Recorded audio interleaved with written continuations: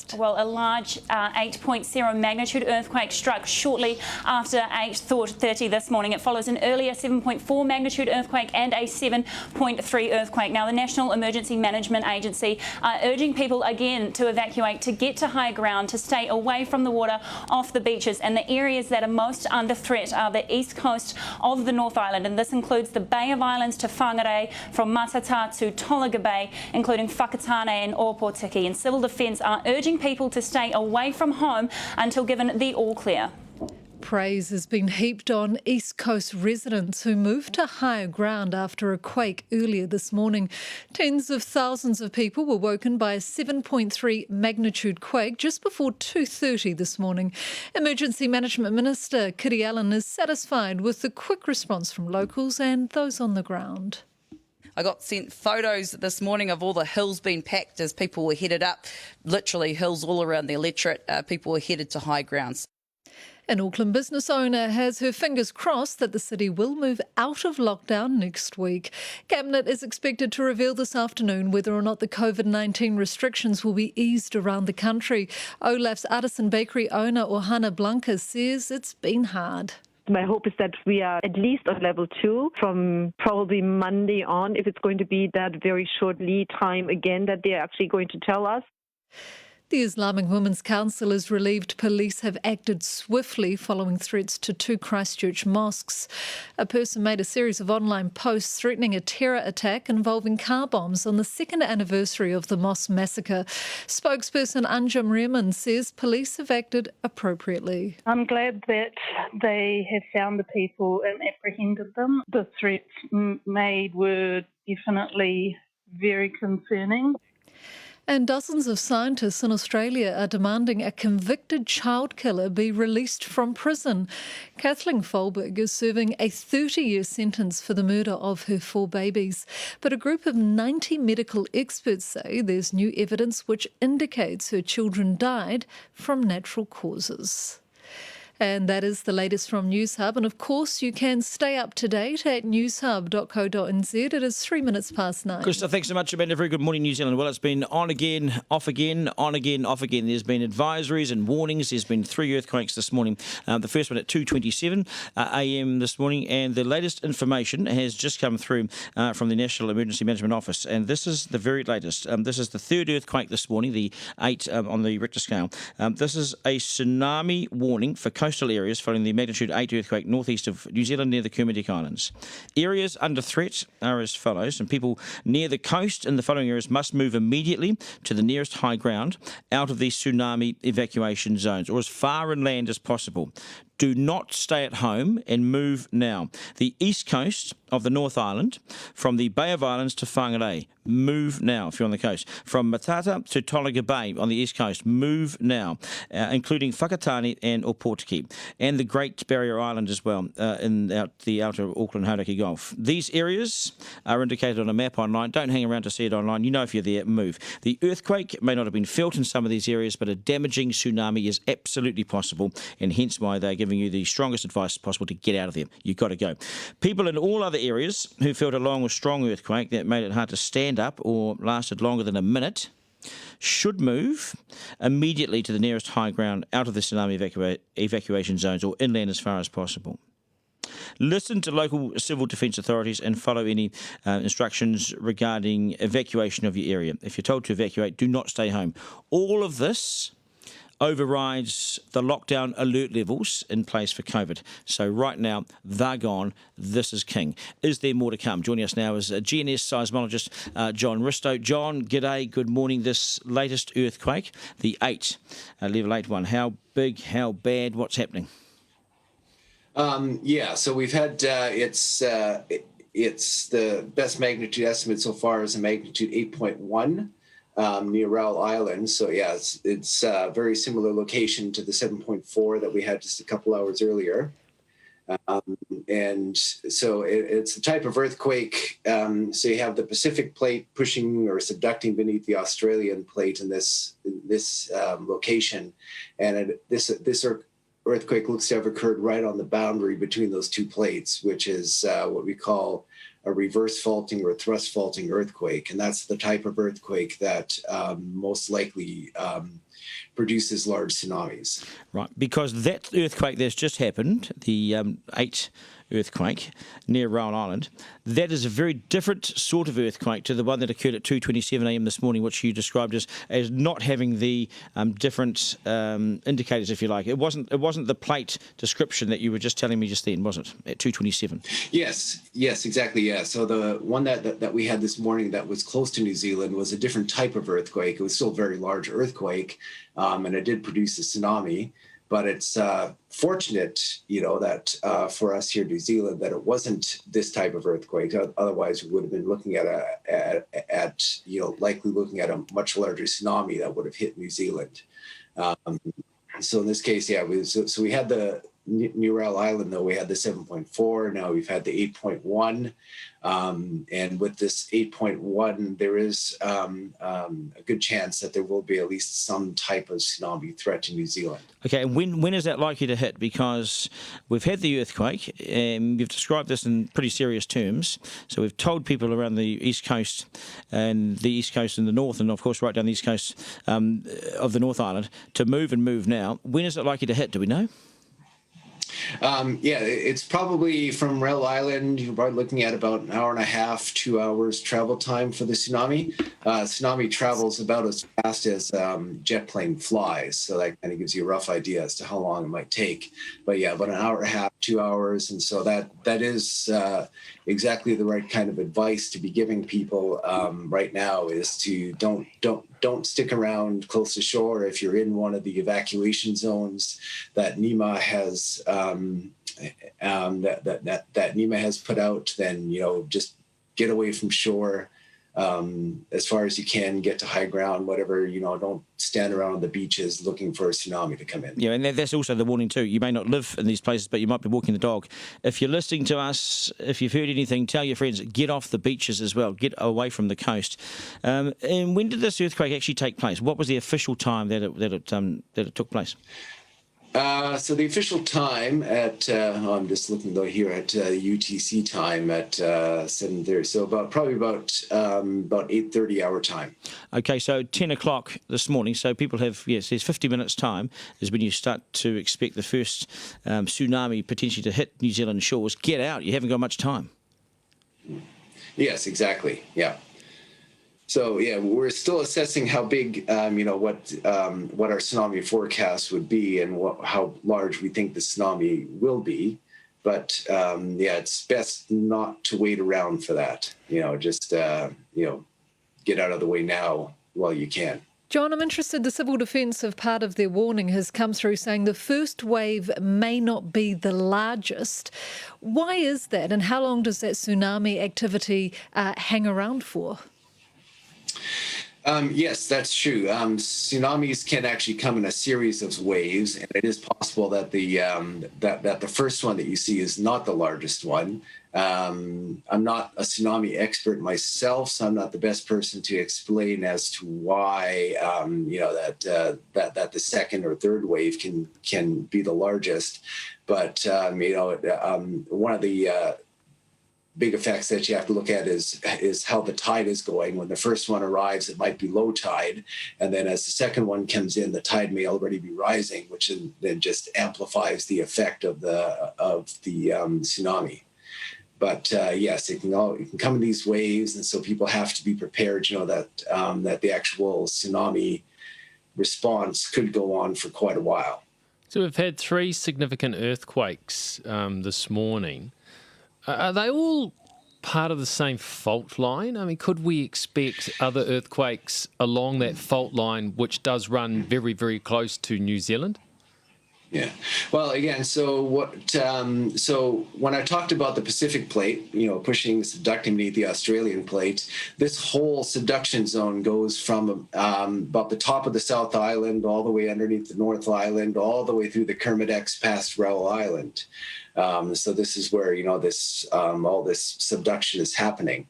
So in that sense, yes, so calling it this one big long fault line is not quite the right description to it. But yes, the processes that caused the earthquake near New Zealand at night, and in these two earthquakes in near Raoul Island, they are similar. And definitely these two earthquakes in Raoul Island would be part of the same type of subduction zone effects. So you had the 7.4 happened, and that probably was 8.1 to happen. Just before we go, final question. Do you have staff on Raoul Island? Because I think you have in the past, and have you heard anything from them? We, for GNS Science, we don't have any there. It would, I guess, Doc, whether or not they have any, but I have no idea if anyone's actually on the island right now. Right, we'll check that out anyway. We appreciate your time this morning, John Ristow, GNS. Wow, big news. Your city, your town, your hood, your news. With our partner Chorus, it's the AM Show. Okay, good morning to you. Janine Walter is in Opotiki and has been evacuated from her home and joins us now. Janine, thanks for calling to the program. Good morning to you. Tell us what's going on.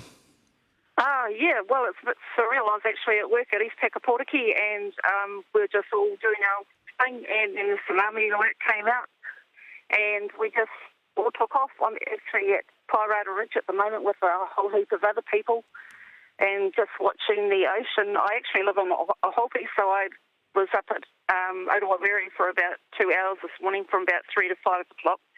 Came to work, and now I'm doing the same scenario. Whereabouts are you right now? Explain where you are right now.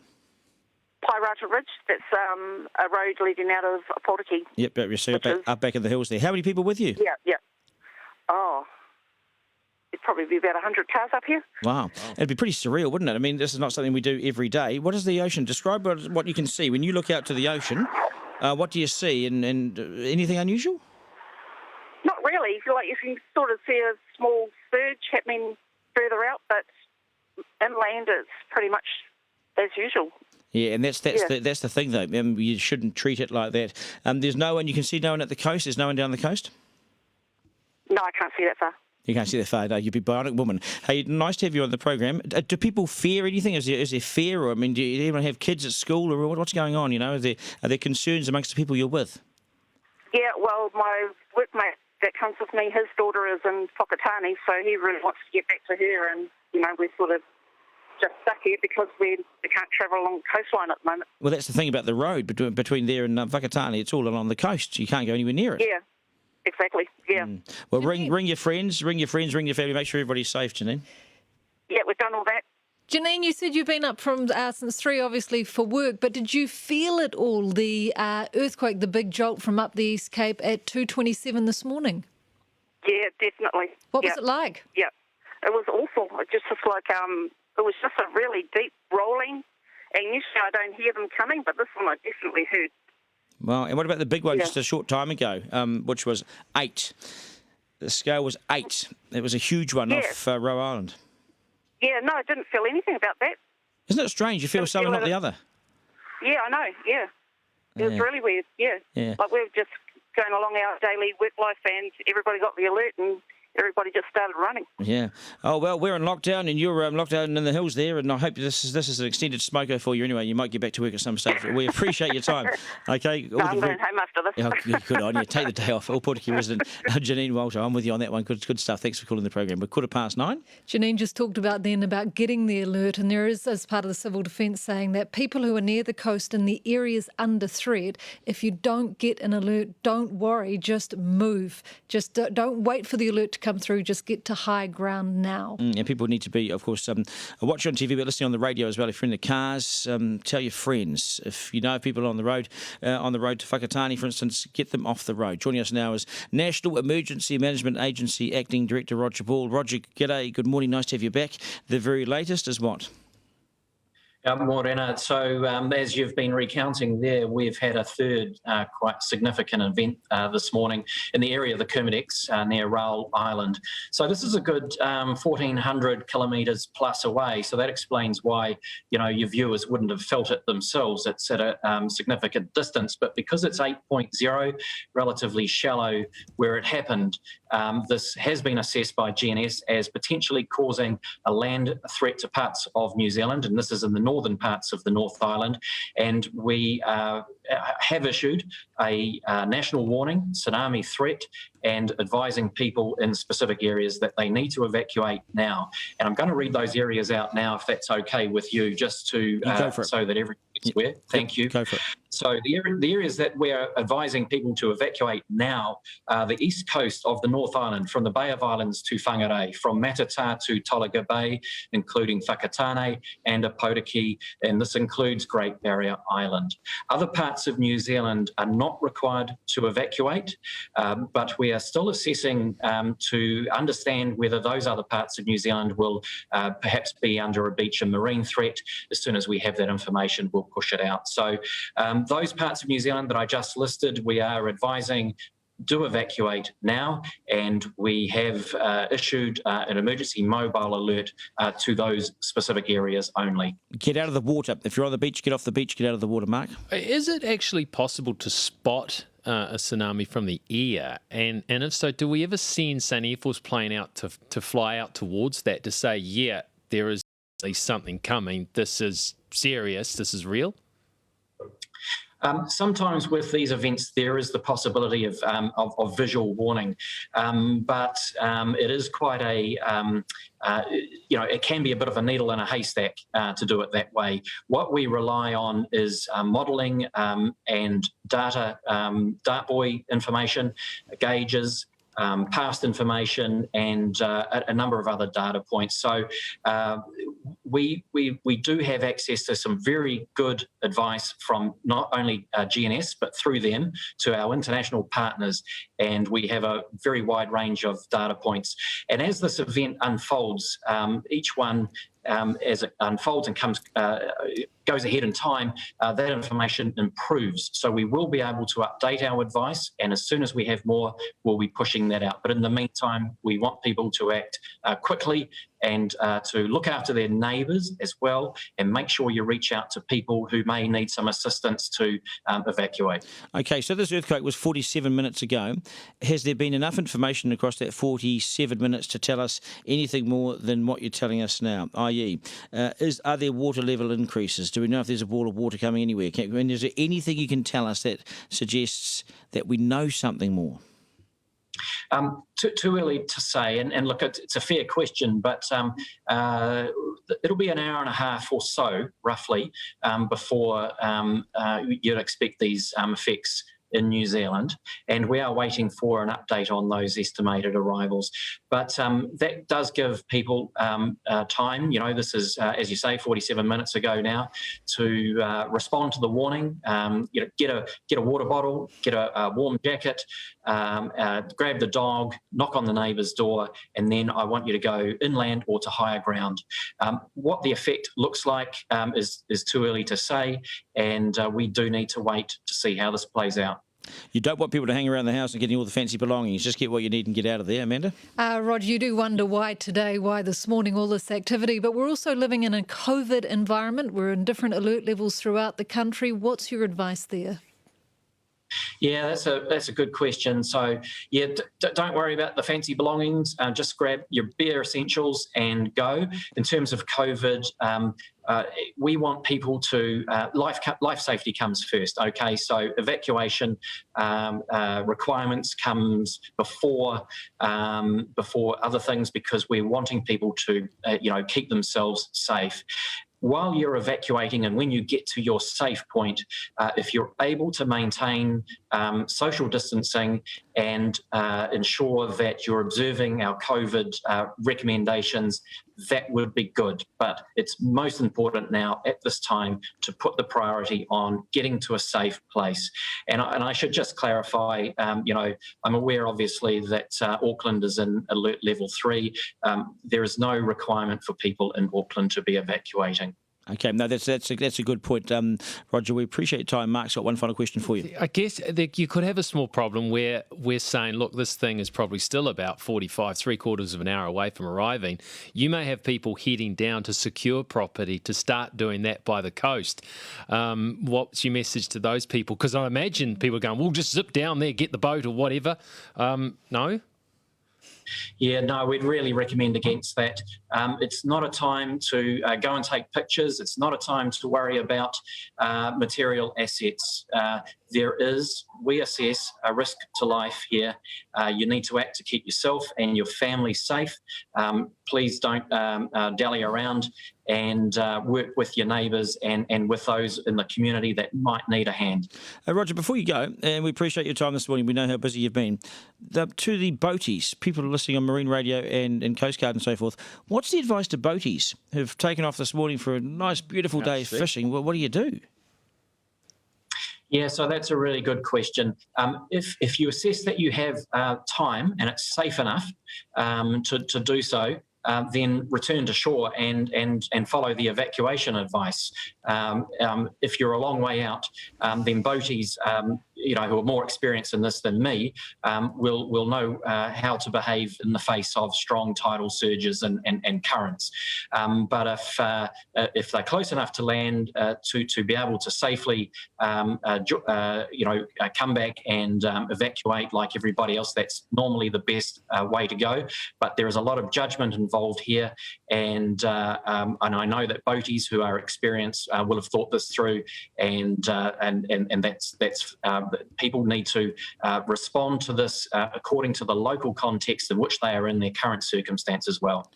Good stuff. Roger, we appreciate your time on the program this morning. I don't think it's probably over yet either. We might go back for a second, third, fourth, fifth, ninth update. Thank you so much for your availability. 9:22. Yeah, just don't do. We had the caller through to Tony Amos this morning in the Hawke's Bay, and the people were instead heading down to the Marine Parade to the foreshore to have a look at the tsunami. Don't do that, please. Inland, high ground. It is 9:23. Yeah, and if you are bringing the boat in, make sure you hook it to the trailer properly. Yes, be panicky. Yes, True. yes. Actually, it's a really good point, actually. Go slow to go fast. That's what the Army do. Yes. When under pressure, the Army say, slow down. Everything down. A mate of mine says this to me all the time. We're joined now by Far North Mayor John Carter. Of course, the warning is in place for between the Bay of Islands and Whangarei. John, g'day, good morning to you. G'day. And just so you know, I'll be stopping every now and again on calling round the houses in the village asking people to evacuate. Yep, you do that live on here, mate. There's no problems. So as and when I can, you'll hear me yelling at people or asking them politely down our Northland way as we do, please move on. Yeah. So I'll just keep driving and doing my job and chat to you at the same time. You do your things. You tell us, where are you right now and what are you telling people, John? Well, right now I'm at what's called the Waipapakari Ramp Village. It's a village where the buses go off up to 90 Mile Beach, and there's about 80 houses here, and I'm just driving around. The warning's gone. I'm just saying to people, please evacuate. Please evacuate and move out of town and go up to the schools, just so they're aware of it. And so where will you go from there? Yeah. Just be aware that the Tsunami warning go. You need to evacuate and move up to the school. Yep, the Paparuri school. Yes, please. Thank you. We're all heading to the school at the moment. We're conscious of the fact that, like all these things, Duncan, that we need to be sensible and rational. Just let me get out of this driveway. Hang on. Make sure you got your seatbelt on, John. Make sure you're on speakerphone. I've got my seatbelt on. We've just got to be sensible and rational and make sure that everybody's safe, and that's what we're doing around this village. A good number of people have already responded, but I'm just double-checking that everybody is. Yeah, and where will you go from here, John? Because this warning is in place for quite some part of the coast, so you're either going to have a full tank of gas because you've got other council people out working with you? The whole civil defence is on. Just hold on, Duncan.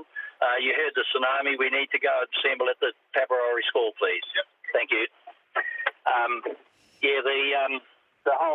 Our whole team's working. I've got to say we've got a wonderful team up here. They're all going around making sure that everybody understands that we need to evacuate, get out, stay safe, look after everyone else. Everyone else needs to be safe as well. And if everybody does their job, we'll all come through this okay. And of course, one of the things is we don't know what we don't know. So we're we'll just have to wait and see what eventuates out from the tsunami, etc. Because I just wonder if we get to that zone where we cry wolf so often, don't we? We hear these alert level warning systems all the time, and nothing ever happens. But this time she's serious. It really is. I mean, you're knocking on doors, you're telling people to go, John. Yeah, that's right. And look, it's one of those things we've just got to keep saying to people. It's one of those things, Duncan, as you know as well as I do. Often these things don't come to anything. The trouble is that one day you think, oh, bugger that, I won't do it, and then too late. What will the police be doing in this instance? Because I'd imagine some people are probably very nervous about, rushing away from their properties. But do the police evacuate as well? Oh, look, that's, as I say, the whole team. Fire service, everybody gets involved in it, Duncan, and becomes part of it. That's why the council staff are part of it. That's why I'm doing what I'm doing at the moment. Just making sure that as we can, that all our people are safe. They're aware of it, they're conscious of it, and we all just need to be working together. I hope you've got something more reliable than that old Holden you used to drive around, the 1960s or 70s old Holden. You got something more reliable, John? Yeah, me. I'm running around the village on my legs, Duncan. Yeah. Well, I hope they're all. It sounds like you're being very polite, and they're listening to you and they're hearing you. So all the best, John. Take care.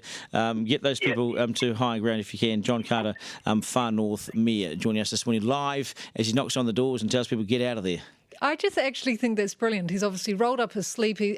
He's in the community. He's getting them to safety. You heard him live doing it there. It is unfolding right now. People needing to get to a higher ground because of a tsunami warning. They're very obedient too. I think you slightly missed my point there. Is everyone needs to get to safety. And does that mean, no police officers, no one actually can stay? Because unfortunately, the way human nature is, you will have opportunists in the scenario. You make a really good point. You make a really good point. And this is where some things can go awry and wrong. Everybody goes to high ground. There's a couple of rogues are left down the bottom. Yeah, I know what you're saying. Places in the north of them too. Aziz Al-Safin is with us. The latest from the social media on these quakes. It's all really rolling this morning, isn't it? Aziz, good morning. Good morning to you, Duncan. Yeah, it's all coming in thick and fast this morning on social media. 25,000 tweets and counting.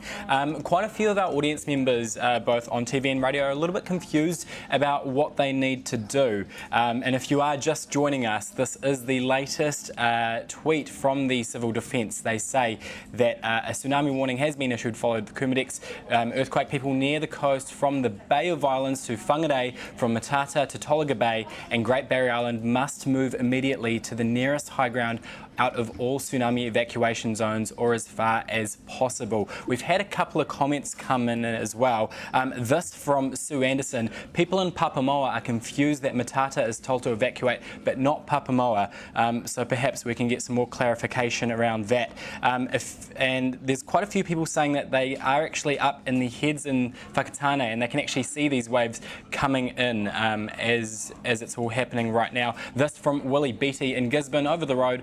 From the sea. It woke us all up. This is, of course, earlier. Woke us all up, kids, and we were a bit frightened. And it was long and it was strong, and so we went up to the hill behind us with most of our community. It wasn't as violent as 2007, but much longer and definitely strong. No alert received and information slow at first. That is, of course, referring to this ongoing conversation throughout the morning that we've had with our audience members. Some saying that they didn't receive that alert from the New Zealand Civil Defence. Whilst the Civil Defence saying that only the people that should have that are in those areas should have received it. But a little bit of mixed messaging there. If you are just tuning in to us, please get in touch. Tell us your situation. If you've been told to evacuate, send us some photos, send us some videos. Most importantly, stay safe as well. At the AM Show NZ is how you can get in touch, and of course those important hashtags, hashtag EQNZ or hashtag earthquake. Of course, if you need the most up-to-date information,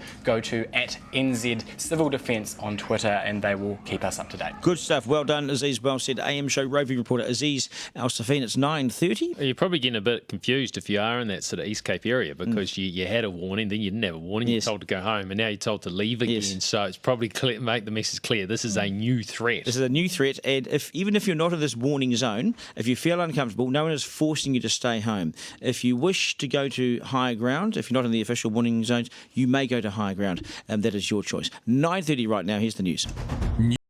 From News Hub. New Zealand's #1 news source.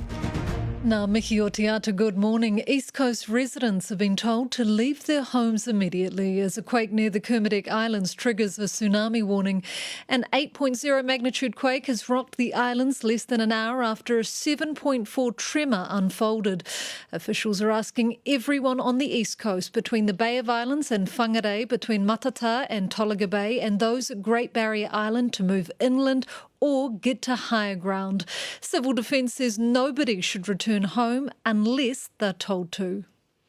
GNS seismologist John Ristow was warning people not to take the tsunami warning lightly after earlier ones were cancelled.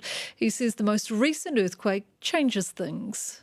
With this 8.1, there is a good chance that there will be at least some type of tsunami threat to New Zealand.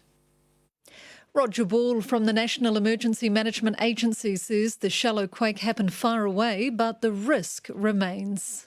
This has been assessed by GNS as potentially causing a land threat to parts of New Zealand, and this is in the northern parts of the North Island. Janine Walter was at work in a putiki when the advice to move to higher ground was issued. She says people are desperately trying to get out of the way. Workmate that comes with me, his daughter is in Whakatane, so he really wants to get back to her, and, we're sort of just stuck here because we can't travel along the coastline at the moment. The activity near the Kermadec comes hours after a major tremor unfolded off the east coast near Te Araroa. Emergency Management Minister Kitty Allen says it's been a hectic morning, but everyone is looking out for each other. Look, I've been advised basically since 2:29 this morning from my NEMA officials as to exactly what the state of play is at every single juncture. But of course, I had the entire whānau call me, text me. And in other news, there's a call for high-risk cities to get first dibs on the COVID vaccine. It comes as Cabinet prepares to announce its decision about whether alert levels will change. Disease modeller Sean Hendy says it makes sense for certain areas to get protected first to help prevent further lockdowns. It has other attributes, being close to the airport, that make it a high priority area as well. But we should be vaccinating South Auckland. I'd start at Papatoetoe High School and then expand outwards. And Iraq has beefed up security to protect Pope Francis during his risky 4-day visit. It follows a rise in violent attacks that has authorities concerned for the safety of the Catholic leader. Francis says he's determined to visit even as the war-torn country battles a second wave of COVID. And that is the latest from Newshub. Of course, you can stay up to date at newshub.co.nz. It is 27 minutes to 10. Good stuff. Thanks so much, Amanda. Very good morning, New Zealand. Lovely to have you along this morning. If you are just joining us, it has been wave after wave, hasn't it? There's been in and out of these warnings and advisories. What's the very latest? Minister for Emergency Management, Kitty Allen, joins us again. Now, Kitty, appreciate your time on the program. Have you got your officials at the beaches concerned, at the different coastlines concerned? What sort of resource have you got for this? Yeah, good morning, Duncan. And look, it has been a morning for all New Zealanders in terms of this is the third now earthquake this morning. So, of course, and a lot of the messaging has been changing as the situation evolves. So, in terms of resources that we have on the ground, obviously we have all of our local civil defence teams. They are proactively working very, very hard alongside local authorities and all of the relevant agencies. So, I'm in contact with many of the local authorities and CDM groups right now in terms of assessing how the evacuations are going. Couple of things. First, I know that there's a lot of anxiety and fear out there. Of course, my own family is very much impacted. They're always a good gauge, but of course, just the sentiment across the community. So, look, first of all, we've got a little bit of time. Really focus on the things that we can control. People are doing a great job to look after each other. They're doing a great job to head up into areas, up into the hills or inland to safe places. So whilst there might be a little bit of traffic congestion in some areas as people are all, going from work or school onto the roads to get home, just, it's okay, breathe through. Everyone's doing exactly what they can be and should be doing right now. Okay. Secondly... sorry, Kerry, I was just going to say, I do apologise for interrupting, but to those people outside of these warning zones, so let's say people live on the beaches around Auckland, and of course Auckland's in lockdown level 3, the lockdown level rules do no longer apply, so the civil defence rules apply. What do you say to these people in Auckland and wider in the areas that aren't under the civil defence warning? What do they do? Do they leave their beachfront properties in Auckland? What would you do right now in Auckland? Oh, look, only the areas that have been advised that you need to leave are the ones that need to leave. So we know right now that's the east coast of the North Island. You've reiterated the message many times over the course of your program. Bay of Islands to Whangarei, Matata to Tolaga Bay, Whakatane, Aportiki, Great Barrier Island. Those are the areas that have been identified. Look, I know that the sentiment, we're watching a lot of alert levels, programming's running longer, where there is anxiety out there, and I completely acknowledge that. But unless you're in one of the areas that has been identified, it's okay to stay calm. The evacuation advice, as you've reiterated on numerous occasions throughout the course of your coverage, it does override the current COVID-19 alert level requirements. So for those that are in the areas that are in the coastal areas that have been identified, do what you need to do. Pack your cars, get your kids, grab your water bottles and your pack if you've got one. And just try to stay as calm as possible whilst it is an environment, of course, it is bringing about anxiety. Right. If you're not in one of those areas, though, I'm sure that you might feel concerned, but there's no need to evacuate unless you've received that message that you do. Really clear advice, good advice. We're hearing that the first possible wave, a wall of water, will be 20 past 10 this morning. What is your advice on top of that? Yeah, so that's about right. Look, it is. Yeah, that's exactly right. About 20 past 10 is when we're expecting that first wave. So that does give people a little bit of time. Some of the anxiety that's coming through, for example, is that there's a lot of traffic on roads and it's difficult to get out. So I'm just saying to people, look, there is still a little bit of time. It's okay. Breathe through some of the anxiety and try to stay as calm as possible in the circumstances. We will be keeping people up to date. All of the information is available. Look, I want to thank you, Duncan, and your crew for keeping this broadcast going to be able to provide the information to New Zealanders whilst they be in a state of anxiety. Also, watch the Civil Defence website, Twitter. All of the information in real time is going up on those platforms. So if people are anxious or don't know if they're covered or if they're not, please refer to those authoritative sources. And I'll, of course, be providing updates throughout the course of the day until the tsunami alert levels have lifted. Kitty, what happens if people refuse to leave their homes if they're too scared to, or they don't want to leave it, with no one in there, unoccupied? Do you have the power to remove them to safety, or do they just stay at their own risk? Look, I'd take some advice on that. But look, the absolute guidance here, this is a matter of life and death. This is if people are afraid to leave their homes. Look, it's the best advice that we have right now is that we have to get people inland or up high. And if you've got neighbours that might be feeling a bit uncertain or insecure, please wrap your arms around them and try to take them with you as you leave.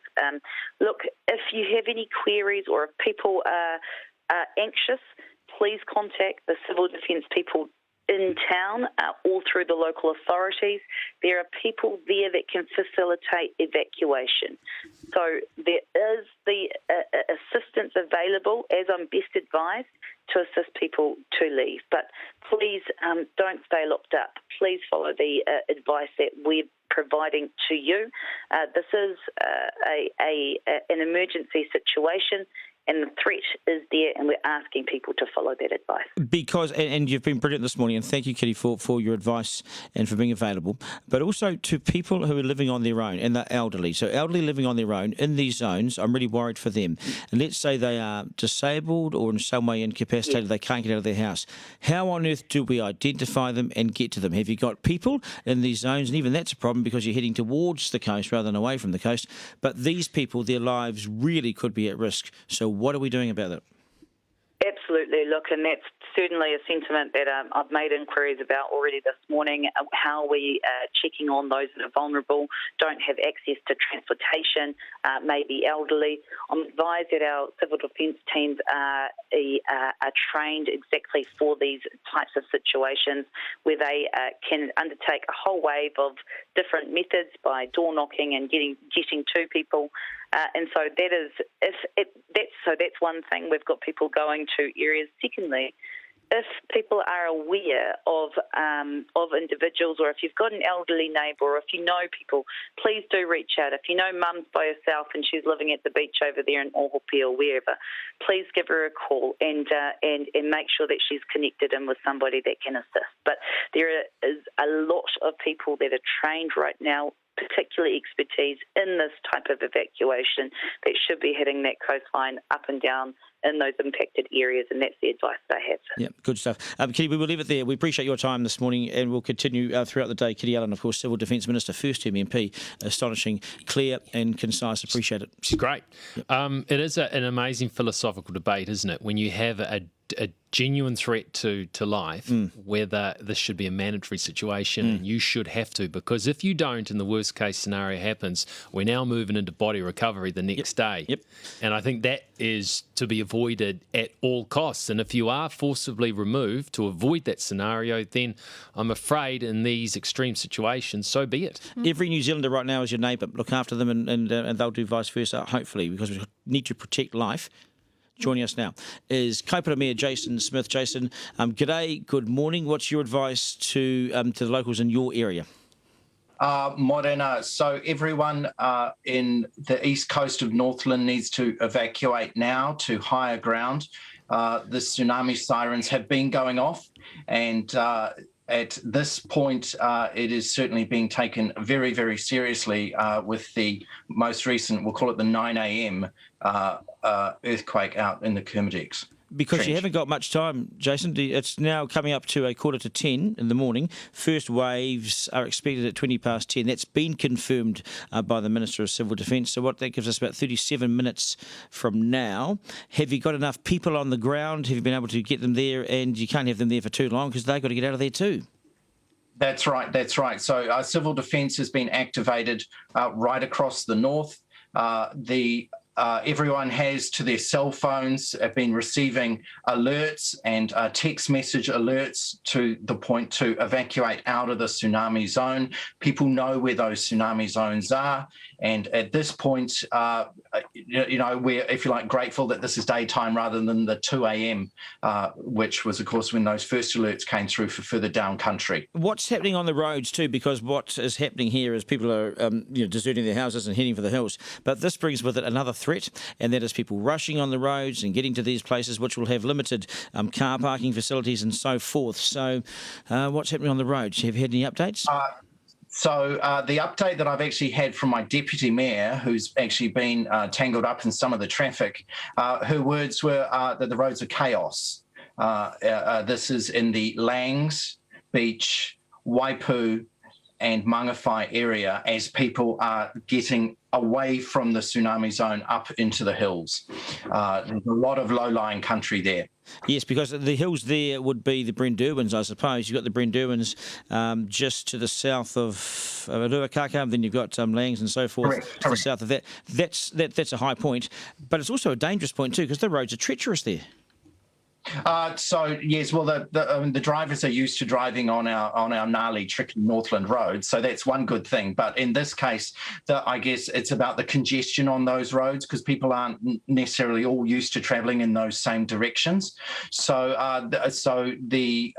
alert systems, and what Civil Defence is marshalling that traffic right now, and right across a large swathe of the east coast of Northland. If people haven't heard this then, so we're talking the Kaipara area, we're talking very, very popular holiday spots, and we are still in summer, believe it or not. So Waipu, name the areas, because they may just be hearing this for the first time. You can't repeat this stuff enough, Jason. Where are the areas that you want people out of in your area?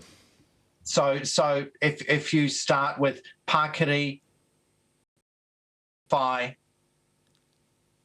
Langs Beach, Waipu Cove, Waipu, One Tree Point, Ruakaka, all of the Whangarei Inner Harbour area, the Whangarei coast, as you head north out the Ocean Beach side, right up the Tutukaka coast. Everyone needs to get up out of the tsunami zones.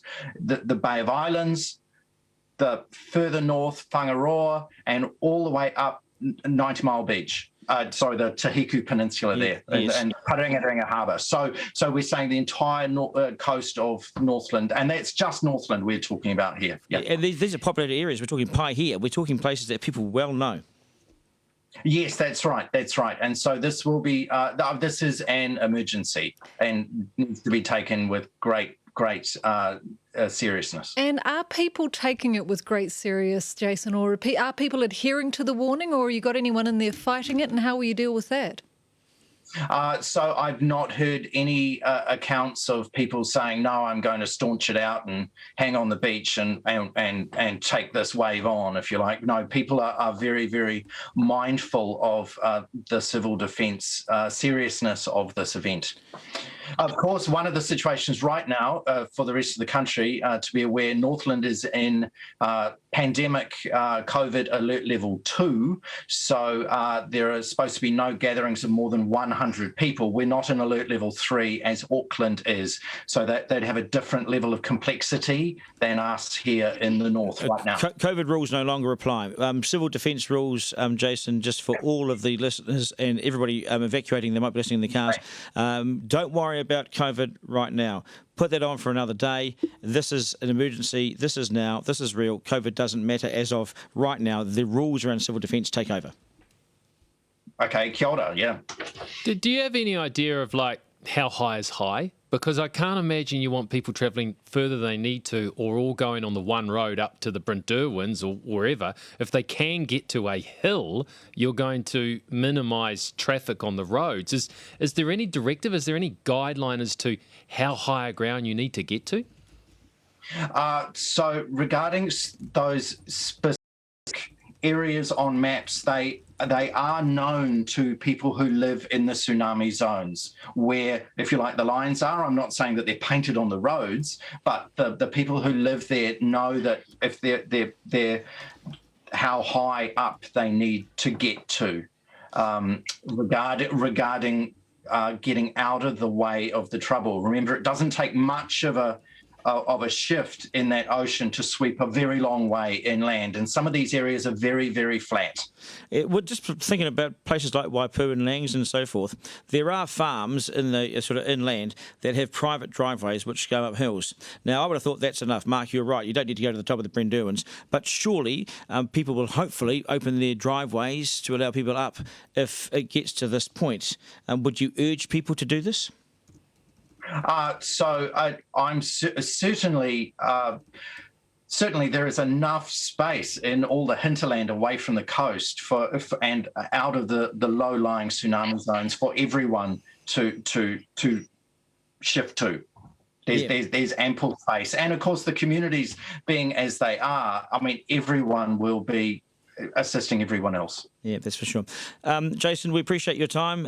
It is developing news, and we all learn something every second, so appreciate your time on this. Kaipara Mayor Jason Smith doing a wonderful job this morning from his place, 11 away from 10. Yeah, and he talked about his deputy being stuck in the traffic chaos and described it as chaos, obviously everyone trying to get out. So the Civil Defence is saying if you can, walk, run or cycle to a safe area so that you don't create even more traffic congestion, because incredibly stressful people trying to get out. It's surreal, isn't it? We started the morning off with the 2:27 a.m. earthquake, which has now been taken over by this. What you need to know. Areas under threat, people near the coast in the following areas must move immediately to the nearest high ground out of all the tsunami evacuation zones or as far inland as possible. Do not stay home. So here's the very latest. The east coast of the North Island, from the Bay of Islands to Whangarei, from Matata to Tolaga Bay on the east coast, including Whakatane and Ōpōtiki and Great Barrier Island. If you're there on the coast, get out of there. Go to higher ground. Evacuation should be immediate as a damaging tsunami is possible.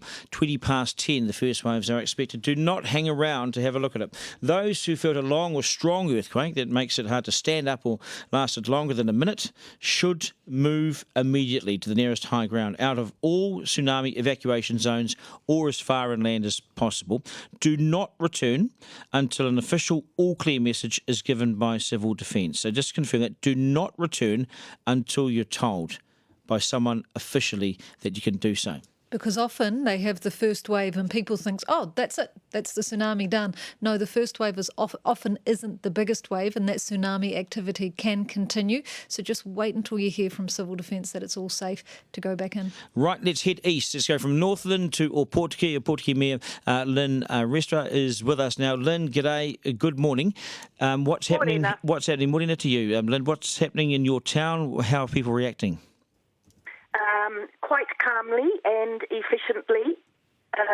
Once the alert went off on our mobile phones, I had just gotten into the Ōpōtiki District Council office and trying to zoom in for a rural and provincial meeting, but on the alarm we turned round and evacuated, and already there were people moving.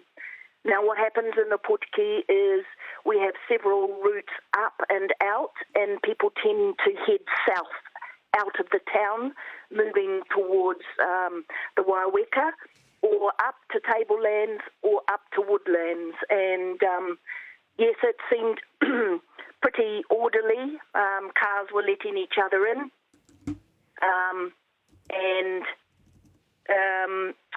We are now just waiting on hold to hear back from Civil Defence.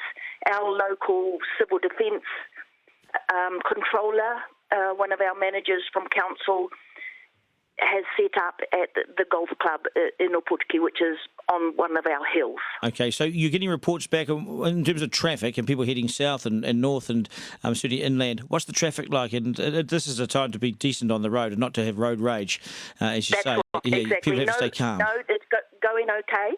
And I know that lots of people who are sort of further out of town and up are busy taking as many people as they can into their places to start the waiting game. And we have several collection points where people can go to. Woodlands Hall up on one of the hills will probably have opened up again, which it did this morning. And further down the coast, where almost all of our little areas low-lying, I understand from our councillor, Louis Rapahana, that he's gotten hold of people and everybody is, again, evacuated up high to hold on higher points until you're all clear. Because that road, that highway down the coast there, that's right on the coast. I mean, the water is just to your left as you head south, so you've got to get off the road as well. The message has to get out to people. That's right, and we're assuming that it has, especially through Messenger and Facebook, but all of the people, I'm hoping all of the people who had their alert on the phone go off. That's certainly what moved everybody out of Ōpōtiki. Lynn, it's been a huge morning for your whole area and region. Did you get woken up by the 227 7.3 magnitude quake? How are the nerves? Nerves are fine. My house seems to rock and roll quite well. I hadn't realised it was such a big earthquake because we managed to roll with it really well. So I would have said everybody was woken up from it. And for those people, because it was so long, I do know that people self-evacuated early this morning. And by the time I'd driven around to check out a couple of the places where I thought people would be staying, they had headed home, and that was about about 5:15 or so this morning.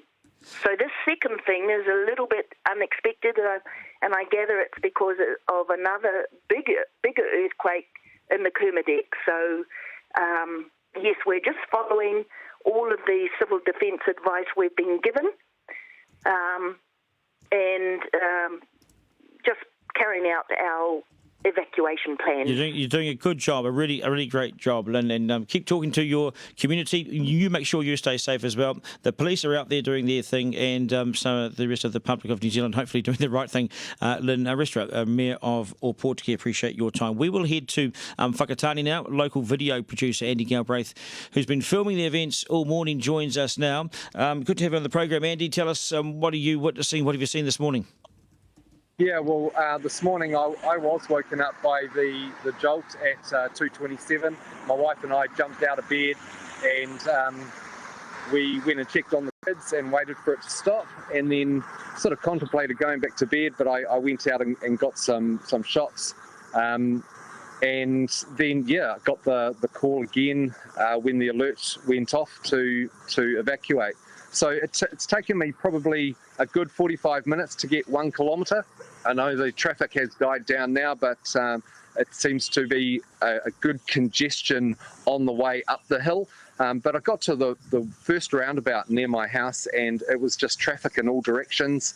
There were some traffic. Some people were driving on the wrong side of the road. They were driving fast. But for the most part of it, most of the traffic was smooth. It was slow going, but now it's just cleared behind me. The police are also quite out in force. I've seen a number of police cars with not sirens, but their lights on and flashing and trying to, maintain the traffic.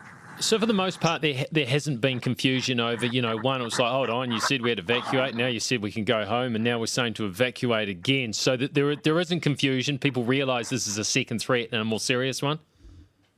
Yeah, I think people know that there is this is a second threat and they have to evacuate. I think people are either going to a school to collect their children or they're coming from their house, and so there seems to be, when you get to an intersection and there's traffic going in all 4 directions, which does make it quite confusing. I saw one elderly lady come out of her driveway and she didn't know which direction to turn because traffic was going in both directions and held up. And when you get there and traffic is going in all 4 directions, we've got a river and the roads go along the river. So it's like the coast from Ōpōtiki through to Whakatane. Where do you go if the road is near the water all the time? And for people like that lady, this really worries me. This is on my mind a lot this morning, which is the elderly and those who can't drive. They don't have a car. There are no buses taking anybody anywhere. Stop and pick them up. Do the right thing. Look after your fellow New Zealanders at this particular time. Do not leave that person deserted in their front yard by the beach. Yeah, that's right. I've spoke to a guy. There's a guy who just overtook someone in a 50k zone. Really no need because there's hardly any traffic. But there's guys that are, a guy was going back to collect his wife. He said his car was that way. His wife was a different way, but he was off to collect her and make sure she was fine. But I think for the most part, people that I've come across have said, just, hey, be safe. Are you okay? Is everything good? So it's that community spirit coming out. Now is not the time for the boy racer in Whakatane. Now is not the time for the dickhead passing in the 50k zone. We know this happens, but not today. No. Don't need it. Not today. Hey, we appreciate your time, Andy. All the very best, mate, and look after yourself and your family. Whakatane video producer Andy Galbraith. Wow. You know the whole COVID thing and that whole be kind drives me nuts. Yeah. I'll change my policy when it comes to tsunami evacuations. Yes. Be kind. Yeah. Because the more you actually, I think when it comes to traffic, the more you allow others to go before, the better the traffic will always flow. We don't know how to merge in New Zealand, but be helpful. So I'd go, so what are the words today? Be kind, be helpful, be useful. And be calm, slow down. Don't just race around. You just get stressed out. Calm down. I always write on my thing every day, and this is for in a COVID environment, I have it on. Be kind, be strong, play it safe. That is the COVID environment messages. So perfect for today. Yeah. Don't stay home. to save No, lives. yeah, get out. Get out. Yeah, get out. If it's long and strong, you got to get out. So just recapping that. If you're in the north, on the east coast of the North Island, from the Bay of Islands to Whangarei, get out of your house and get to high ground. If you're from in the Bay of Plenty, from Matata through to Tolaga Bay, get out, and you got to go to high ground. You got to do this now. You should have done it a long time ago. Actually, now is not the time to be sitting at home. You know what would be interesting, and it's just taking this forward probably a little bit prematurely, is we have now, we're waiting on an alert level decision. We got people bursting bubbles left, right and centre here. I wonder whether this will have an impact on the government's decision later in the day. It's an interesting point, but a really, really relevant point. Let's do the news. It's 10 o'clock. Good morning, New Zealand. News from News Hub, New Zealand's #1 news source. Now, Miki Otiata, good morning. A plea for East Coast residents to act quickly as an earthquake near the Kermadec Islands triggers a tsunami warning. An 8.1 magnitude quake struck just before 8:30, less than an hour after another major tremor. It's prompted a warning for people from the Bay of Islands to Whangarei, from Matata to Tolaga Bay, as well as those on Great Barrier Island to move immediately. Roger Ball from National Emergency Management Agency says there's no time to waste. Get a water bottle, get a warm jacket, grab the dog, knock on the neighbour's door, and then I want you to go inland or to higher ground. GNS seismologist John Risto is urging people to follow advice given by NEMA. He warns it doesn't take long for a tsunami to strike. Tsunami travels about as fast as jet plane flies, so that kind of gives you a rough idea as to how long it might take. But yeah, about an hour and a half, 2 hours, and so that is exactly the right kind of advice to be giving people. Far North Mayor John Carter is busy trying to get residents to safety. I'm at what's called the Waipapakari Ramp Village. It's the village where the buses go off up to 90 Mile Beach, and there's about 80 houses here, and I'm just driving around. The warning's gone. And I'm just saying to people, please evacuate. Kaipara Mayor Jason Smith is also urging residents to listen to officials and evacuate. Tsunami sirens have been going off, and at this point, it is certainly being taken very, very seriously with the most recent, we'll call it the 9 a.m. Earthquake out in the Kermadecs. The first tsunami wave is expected to hit our shores at about 20 past 10. That's in about 19 minutes. Evacuation advice from Civil Defence overrides the current COVID-19 alert requirements. Civil Defence Minister Kerry Allen told the AM show anxiety is starting to build, but is urging everyone to remain calm. There's a lot of traffic on roads and it's difficult to get out. So I'm just saying to people, look, there is still a little bit of time. It's okay, breathe through. There's a warning that the next few weeks will remain risky for all regions in the wake of Auckland's COVID cluster. Cabinet will announce today if the current alert levels can ease following another day of no new community cases. Disease modeller Sean Hendy says it's possible that the virus is still lurking inside Auckland and out. You know, New Zealanders do travel around the country, particularly in and out of Auckland for big events, so we certainly can't assume that it's just contained to within the Auckland region. And there's an impassioned plea for people to report online threats after a new scare for the Islamic community in Christchurch. A man has been charged with threatening to kill after targeting the Al Noor and Linwood mosques online 2 years on from the terror attacks.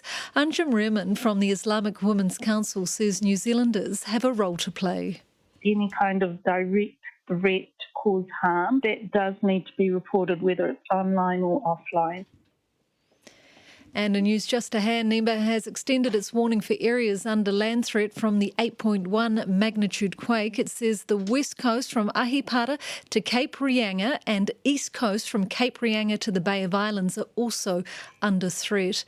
And we'll keep this going and keep you updated over the next half hour. That is the latest from News Hub. And of course, you can stay up to date at newshub.co.nz. It is 3 minutes past 10. Okay, thanks so much, Amanda. Very good morning, New Zealand. Lovely to have you along this morning with this extended AM show. That extension, you talked about, it's gone to the west coast now.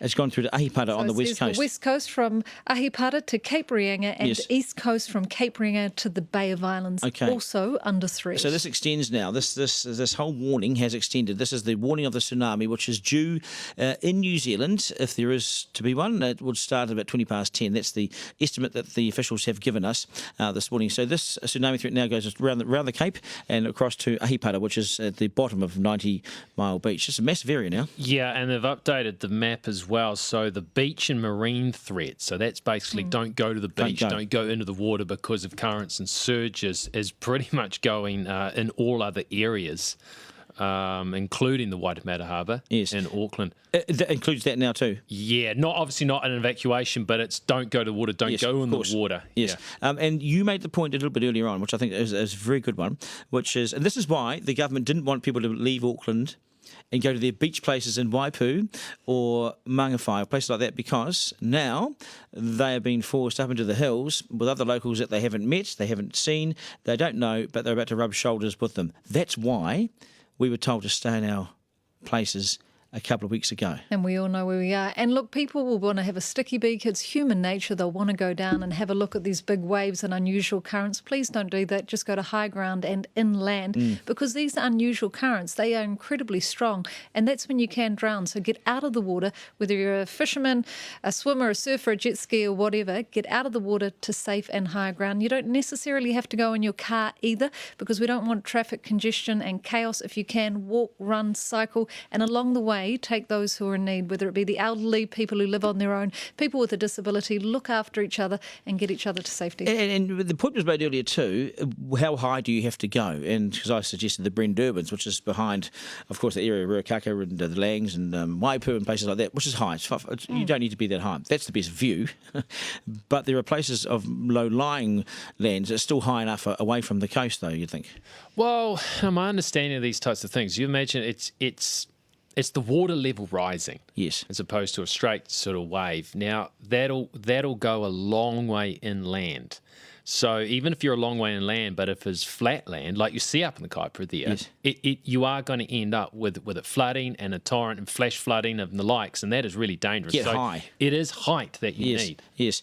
We do have an expert. We do have an expert. I'll just get an update on this. We're 7 minutes past 10. We're speaking to John Townend, who is a tsunami expert, and John joins us now. John, a very good morning to you. Welcome. Thank you for your time this morning. Morning. Tell me more. We're suddenly all fascinated by this and worried about this and concerned about this. 20 past 10 this morning, we're told that the first waves might hit New Zealand. What can we expect? Well, look, I must clarify, I'm actually an earthquake expert rather than a tsunami expert, but I think the two are clearly very linked. Because of the size of this most recent earthquake, the magnitude 8.1, the volume of water that has potentially been displaced at the seabed is very large, and that means that the reach of the tsunami is correspondingly quite large. And as it comes in towards New Zealand from the deep ocean and interacts with the bathymetry around the coast, it will bend and refract, and that's why we now see the warning extending around to the west from Cape Reinga and all the way down the east coast as well. It is such a powerful force. So these aren't sort of big waves that you can surf, and we saw this out of Bali, didn't we, a number of years ago. This is a wall of water, isn't it? That's right. It's really a surge, a huge mass of water just being pushed or pulled off the coast. And as we're always reminded, the first waves might not necessarily be the biggest, and it's just this inexorable wall of water that sort of pours into the coastline. And that's why, people should be away from the beach, follow all the NEMA advisories, and get to high ground if they're in any of those areas that have been identified. Does the tide affect this? And I wonder what is the tide doing now? Mark will hopefully do a quick little Google search on what the tide is to see what the tide's doing. But does the tide have an impact on the impact? Look, I'm sure it does. It's a little bit beyond my area of expertise, but no one should be down at the beach at the moment anyway. So I would just say the further away you are, the better. How far can tsunamis travel? I mean, how big can they get and how far can they travel? Well, we've seen some devastating examples in the last decade or so of tsunami which propagate, globally. They propagate across the Pacific, for example, from the 2011 Tohoku earthquake in Japan and the Sumatran earthquake in 2004. At the moment, for New Zealand, we're dealing with earthquakes which are relatively close to the coastline, and therefore the distance over which the tsunami is propagating towards New Zealand is much shorter, and that means that the length of time we have to prepare is correspondingly shorter. Yes. The earthquake that happened first this morning off the coast of Te Araroa, off East Cape, that was reasonably only a few tens of kilometres from the country. So in that case, we're relying on people who feel long or strong shaking to evacuate themselves rather than wait for any official warning. It comes down to the plates, though. From my understanding is different experts this morning have said the 2:27 a.m. earthquake this morning didn't have the same impact in terms of the plates colliding, but this latest earthquake, the plates have collided in such a way that it would trigger a tsunami, more than likely trigger a tsunami.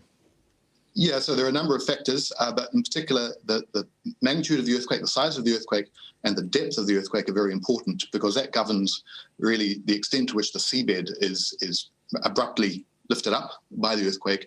And it's like lifting up a column of water, which then subsides and rushes out in both directions.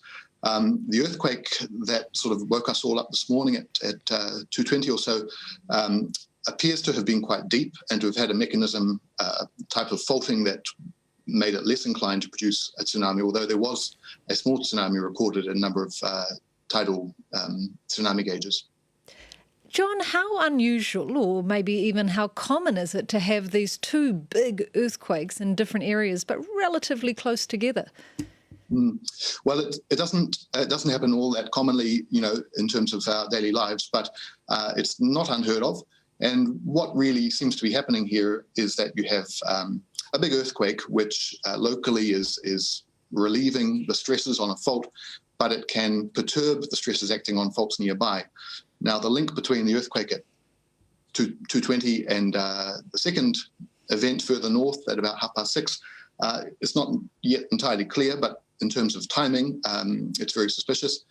The relationship between the second earthquake and the third largest one, I think will probably come in for a lot of scrutiny, but it seems to be clearer in that you had a big magnitude 7.4 earthquake, followed only 2 hours later by a magnitude 8.1. So in the context of understanding the relationships, it may turn out to be the case that the first earthquake in the sequence at 2:20 triggered what happened, and then the second was the immediate response to that, and the third was triggered by the second directly, something like that. So it's hard to tell so early in the analysis, and I'm sure people are working on that already, but that's the basic sequence as I interpret it now.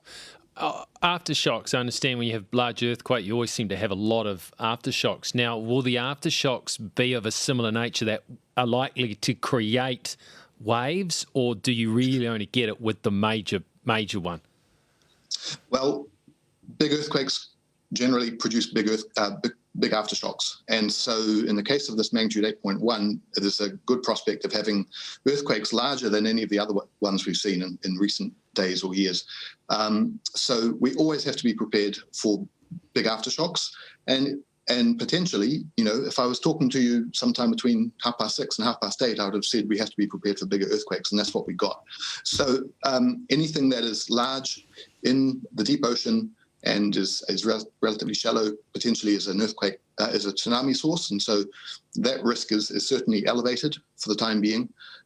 In terms of the shaking produced by aftershocks, because these earthquakes are so far from population centres, I think it's unlikely we'll feel direct shaking effects, but that's why we just have to be vigilant and pay attention to the NEMA warnings and really pay attention to which warning goes with which particular part of the country. Yeah, stay alert, stay up to date, stay awake. Victoria University Geophysics Professor John Townend, I appreciate your time this morning, putting you on the spot, of course.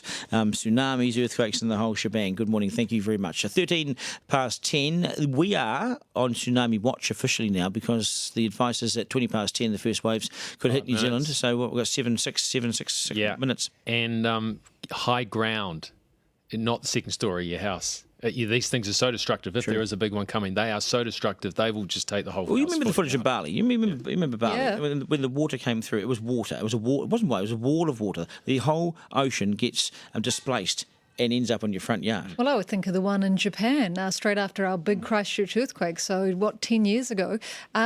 right inland as well. That was terrible. I mean, that was a freak of nature. That went for lack of k's better inland. Yeah, exactly. That went in and just wiped out entire villages. And the other thing that they do tend to do, which you don't sort of immediately think, you think water. Well, as they're coming in, they're picking up debris, huge logs, chunks of concrete. So it is, you are in that water with trucks, basically. They took a bridge out in Japan. Remember the bridge that went with it? So then they go back out, then they come back in again. So be aware. After the break, more on the developing situation following this morning's series of earthquakes. And we're officially on tsunami watch, possibly in New Zealand, just minutes away. A very good morning to you.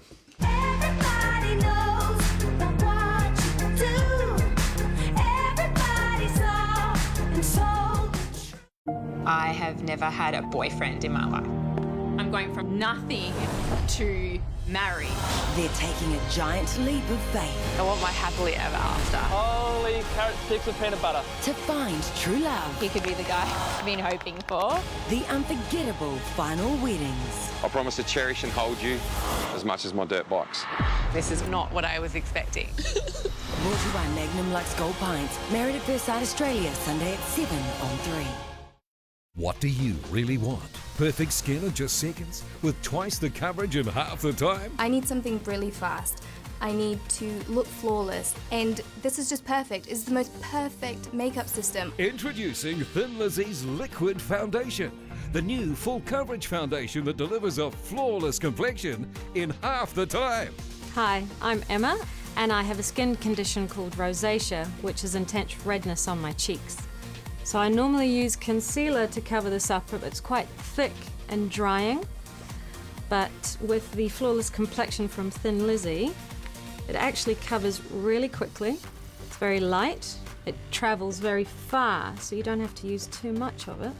There you go. I thought, wow, something works. My red cheeks have gone. It's like, yes, I'm me again. Even your biggest visual concerns can be concealed in seconds. It is easy to apply, it feels really nice, and it's light, and it's really natural. This fast and flawless foundation works on any skin type and can blur out some of the most extreme visual concerns from age 15 to 90. Call or order online now to get your amazing all-new Thin Lizzie Liquid Foundation and become you again. Plus, we'll give you our no questions asked 30-day money-back guarantee. But wait, call right now and we'll give you a second tube, absolutely free. That's right, buy one, get one free, but you must call now. And don't forget to ask your operator about our special offer on our blurring brush and sponge. Similar brushes could cost you $100 on Net-a-Porter, and similar sponges could cost you $20 on Sephora. So what are you waiting for? Call now to take advantage of this great buy one, get one free offer on 0800 700 700. That's 0800 700 700. This offer is not available in stores, so call or go online now. Keep on trying till I reach my highest ground.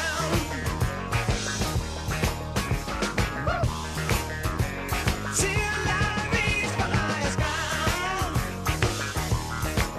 Good morning, New Zealand. We're 10:17. Welcome to the AM show, the extended version of the AM show, the show that will never end. Good morning. You're on 3 Magic Talking Online.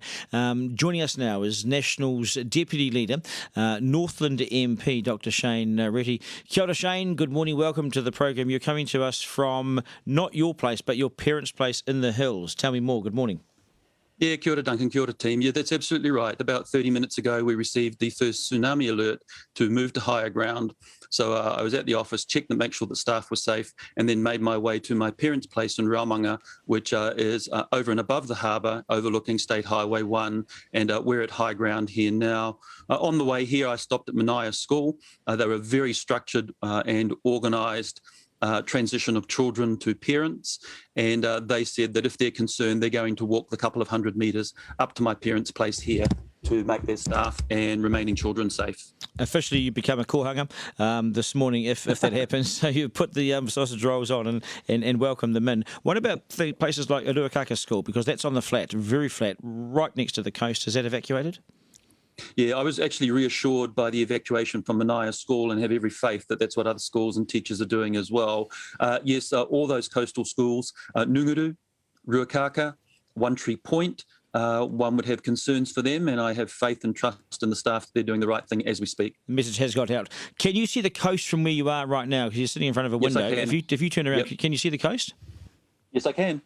Because at 10:20 this morning, we are told that that's when to expect from 10:20 the first waves, if there is such a thing, or the wall of water. So I want to keep you on air during this time, because right now we're 19 minutes past 10, so anything can happen. So just keep an eye. Basically have eyes in the back of your head, Shane, if that's possible. I'll do that. I might turn at a slight angle so I can both speak to you and keep an eye on the coast. That's a really good idea. You can provide a commentary. How concerned are you for your region? How concerned are you that the message may not have got through to some people? Look, that will always be a concern. What I can share with you is we got another message about 5 minutes ago. I'll try holding it to camera so you can see the nature of that message. This is what we've received. This is our third one now in the last 30 minutes. Quite comprehensive, and my observation making my way through a suddenly very congested central city was that people were respectfully but thoughtfully doing the right thing.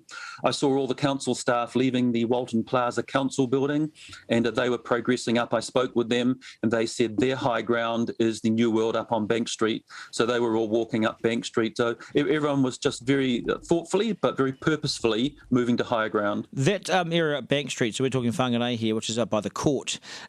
Yes, it is steep. Is it high enough? What would that be above sea level? We're talking, I know it's probably 100 metres or so, but is it that high? I mean, that's high, but I'm just thinking how high is high, you know? Yeah, I asked that question of the council staff because, they were crossing the roundabout and traffic were halting. And I said to them, what is your designated place for tsunami? And they said to me, the courthouse for some staff, but further up Bank Street to Countdown. So they would have thought this through. They'll have had a plan, and that's their designated tsunami high ground. It does go higher up as you head to Carmel there as well. So the land does actually keep going and keep going. So people do have the option to keep walking up there or driving up there. That's right. I suppose the state of the streets and the roads. What's happening on the roads? Is it chaos? Purposeful. I didn't see horns tooting. I've heard helicopters in the last few moments, police cars, but people were just making their way to higher ground. They just understood. And so, yes, it was extremely congested, and it still is, but people were purposefully going to where they needed to go to. Yeah, there was a crash, wasn't there? Well, there was an overturned, was it truck, was it, that wasn't helping? Yes, it was. Some timber had fallen out of a truck around the roundabout by Porowini Ave, and that was reducing the traffic from 2 lanes to 1. But again, people were just making their way through. There were several police there shepherding people through. Your parents were visionaries. They bought well, didn't they, up on the hill?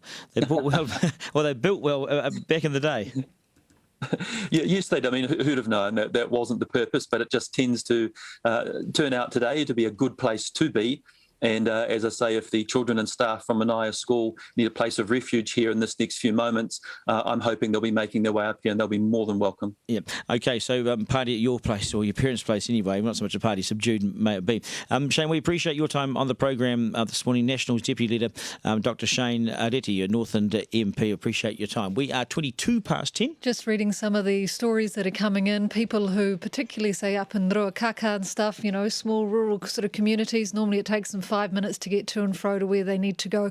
One person said a trip that normally takes 5 minutes, at the moment taking 35 minutes because there's so much chaos and congestion on the road. So just a reminder, if you can get there by foot or by bike or by running there, please do it and keep your cars off the road, because it's just going to be mayhem out there. And keep calm. Don't stress out and don't get into road rage or stressed. Yeah, just play it And cool. horse. It's northern. You can take the horse. Take the horse up north. The message on Shane's phone that he held up, quite the significant word being it's now expected. Yes. The warning, they're expecting something. I guess the other issue now is, let's say something doesn't arrive between 10:20, not much happens 10:20, 10:30. What then? Because, how long does the threat remain in place? Because there's always that chance too that that's right. This hasn't created a wall of... And we've seen that this morning with the warnings come on. Well, first of all, it was an advisory, went to a warning, and then it came off. So right now it is as serious as it gets. It's the warning. It's the top stage. They will, if there's nothing happens in the next hour or so, you would think, start to question this and bring it back. But right now, stay with it. It is a warning. And don't make your own decision and think, well, to hell with it, I'm not seeing anything. They think it could be between 30 centimetres to a metre high, these waves. But it's also the current. They're so strong and unpredictable.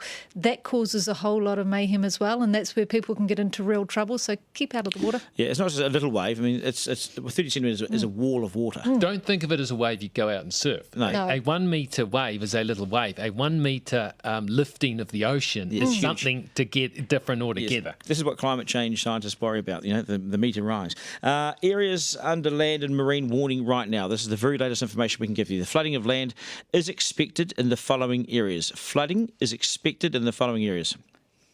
The west coast of the North Island from Cape Reinga to Ahipara.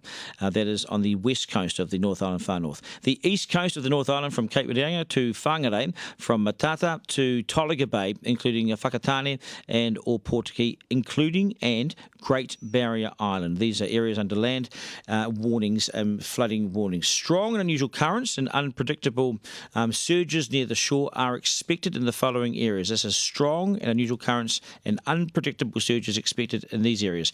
The west coast of the North Island from Ahipara to Makara, including the west coast of Auckland, Manukau Harbour, New Plymouth, Whanganui and the Kapiti coast. The east coast of the North Island from Whangarei to Matata, including Whangarei, and that includes the east coast of Auckland, Waiheke Island, Waitemata Harbour and Tauranga. From Tolaga Bay to Lake Ferry, which is in the southern Wairarapa, including Gisborne and Napier. These are strong and unusual currents and unpredictable surges expected in those areas. So we're talking huge areas now from the top of the North Island to the bottom of the North Island. Yeah, but you've got to remember that there was a huge earthquake at 2:27 this morning, so a lot of those people are really stressed out and their nerves and stuff because it did shake them awake. So it's been a hell of a long morning for people at the moment. So just be calm and go about your stuff in a very cool manner. Yeah, my understanding also with the new ones you're reading out there, which includes Auckland, that's not evacuation. We're not into evacuation. No, it's basically saying, look, stay out of the water. There's going to be some freaky stuff going on. So in that case, I think Auckland needs to be aware that we are still level 3 in it. Yes. Let's be aware of that as well. But in those areas where they've said get out. You ain't in any level right now. And we will head to the East Coast very shortly. But I'm worried about Auckland. I'm worried that the advice is you can stay because it's level 3 and there's no concern. Well, they were very confident earlier on. They know their stuff civil defence, and very early on in the first earthquake they said, no, it is now fine. Sure. Yeah, so I think you have to trust the experts. But if you had a beach place, if you lived on Takawinda Beach, would you kind of be looking out the window going, maybe I might just head up to the library? If you do feel uneasy and you do feel worried, do take yourself off. Yeah, exactly. Auckland is a hilly place. Yes. You don't have to go far to get up a hill in Auckland. Not far to find a cone in Auckland. Foursquare. Tukumanu Bay owner Chris Beard has just arrived at the top of the hill after evacuation, where he is, and he joins us now. Chris, g'day, mate. Nice to have you on the program. Yeah, Morena team. How are you guys? Yeah, not too bad, but more like, how are you guys? Yeah, good. It's been a pretty eventful morning, as I just heard you guys read out. Yeah, quite different, but everyone's safe at this stage, which is good news. So you've had the hikoi up the hill. Whereabouts are you? How far away from the store are you? So we're probably a couple of kilometres up a hill called Busby's Hill, looking down. So we've got a whole view of the bay. It's quite idyllic at the moment, actually. The sea looks beautiful. Yeah, perfect diving and fishing conditions, actually. Don't be fooled. Don't promote that. Chris, we can't do this. We can't be seen to be irresponsible promoting this. I'm going to jump all over you on this one. But I bet you it does look bloody nice. I bet you it looks good. I bet you it does look good. Can you see anything unusual? No, it does. It's probably unusually calm, to be fair. There's your worry. No signs at this stage. And what about the earthquake this morning? Any broken bottles? Any sort of products off the shelves? Yeah, it was quite aggressive this morning. I was settling my 2-year-old, and after 5 seconds, thought I'd better grab him. After 10, check on the rest of the family, and then straight onto GeoNet just to see how big it was and if there are any alerts. And then headed to the store, and we probably had between 50 and 150 items down in each aisle, I guess. Oh, that's quite a bit of damage. Yeah, quite a bit of damage. Yeah, it was a little bit. we're pretty lucky, to be fair. It wasn't as bad as I thought from how aggressive it was, so I was very pleased when I got in and saw that. How's your little 2-year-old? Yeah, good. He kept saying big wave, big hill. He was quite excited to be up at that time of day.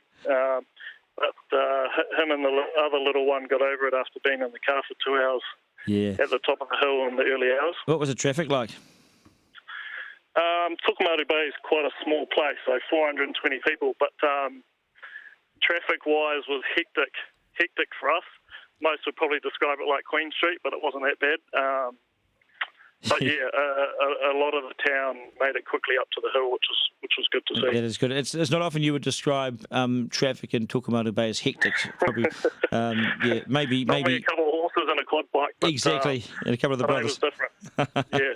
Hey, all the very best for today. How long do you think you'll be up on the hill for? What's the advice? Not sure. Everyone's just watching the alerts come through. We were here for roughly 2 hours this morning. So probably expecting around the same time, I'd say. Oh, well, there probably are worse things in the world than being up on the hill and looking at that beautiful, idyllic bay. Well done to you. Yeah, all the very best. As Amanda keeps saying, she loves Gizzy, and the weather here is beautiful at the moment, so it's great. Yeah, you're heading for, I think, 27 today, Chris. So please be careful out there and, stay safe, please. Awesome. Thanks, guys. Good on you, Chris. Appreciate your time, mate. All the very best to you and your family and all the other locals, of course, in your area. Probably handy if you pick a hill to find one that's got decent reception as well, because, take your phone, because that's probably your source of information right now, isn't it? You will find that they may even turn up the, what do you call it when the cell phone coverage gets better? The Vodafone and so forth. They'll probably do that today.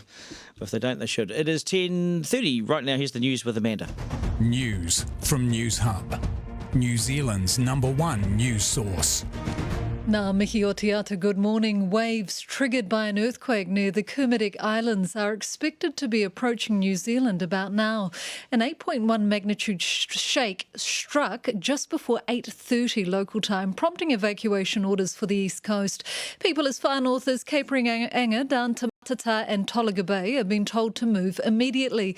The warning also extends to those on the west coast between Cape Reinga and Ahipara. Roger Ball from the National Emergency Management Agency is asking people to look out for each other as the situation develops. To act quickly and to look after their neighbours as well, and make sure you reach out to people who may need some assistance to evacuate. Earthquake expert John Townsend is warning people not to be fooled by the appearance of the coastline if it looks calm. The first waves might not necessarily be the biggest, and it's just this inexorable wall of water that sort of pours into the coastline. National Deputy Leader Dr Shane Reti is in Whangarei and says he's received 3 messages from Civil Defence in the last hour, so everyone knows what they need to do.